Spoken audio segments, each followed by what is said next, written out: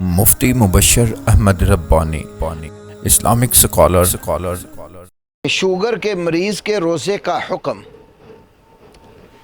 Sugar کے جس قدر بھی مریض ہے ان کی حالت مختلف ہے۔ بعض لوگ شوگر کی وجہ سے اتنے لاغر اور کمزور ہو چکے ہوتے ہیں کہ وہ روزہ برداشت ہی نہیں کر سکتے۔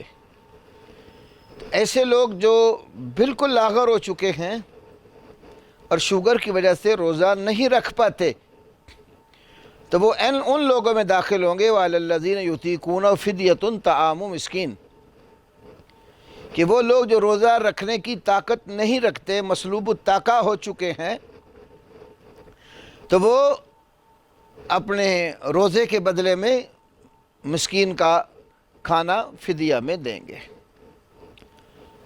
وہ ایک مد جو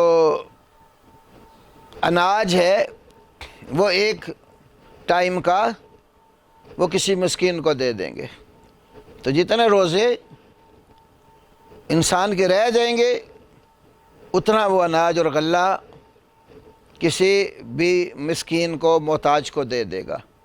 ایک دن کا اتنا ہو کہ جس سے سحری اور افطاری آرام سے آسانی سے کی جا سکتی ہو۔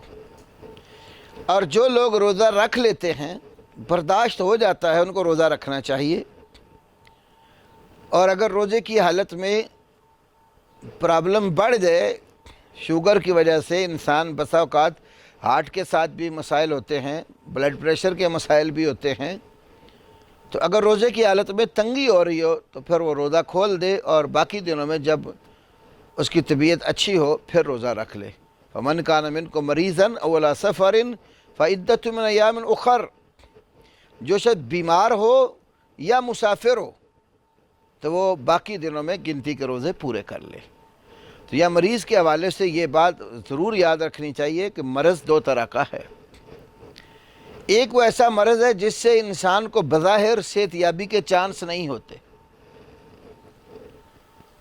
اور دوسرے امراض وہ ہیں کہ جن سے انسان کو ایک وقت میں بیمار ہوا، اگلے وقت میں تندرست اور صحت یاب ہو جاتا ہے۔ تو جو دوسرے وقت میں صحت یاب ہونے والے مریض ہوتے ہیں ان کو صحت یابی میں جو روزے رہ چکے ہو مرض کی وجہ سے وہ پورے کرنے چاہیے، اور جن کے اندر بالکل ہمت اور طاقت روزہ رکھنے کی نہیں ہوتی تو وہ علی الذین یطیقونہ میں چلے جائیں گے، تو وہاں وہ پھر مسکین کا کھانا جو ہے وہ فدیے میں دیں گے۔